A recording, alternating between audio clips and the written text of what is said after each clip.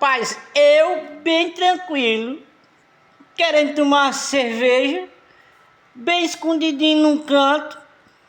Eu digo, eu vou beber aqui, que é para o pessoal passar e não me ver bebendo, né? Porque hoje ainda é meio de semana, né? Aí quando pensou que não, passou logo quem? Passou a mulher. Aí disse, mas rapaz, tu já vai beber cerveja de novo? Eu digo, mas eu sou sem sorte, Como é que pode um negócio desse? O cabo se esconde no meio da semana pra tomar uma cerveja, aí quando pega na cerveja pra beber, a mulher vai passando. O que é que tu quer, homem? Diz logo, deixa eu beber minha cerveja, você não acredita que tu vai beber cerveja de novo, não? Eu digo, eu bebo. O dinheiro não é meu, foi eu que comprei, então eu bebo. O que é que tem?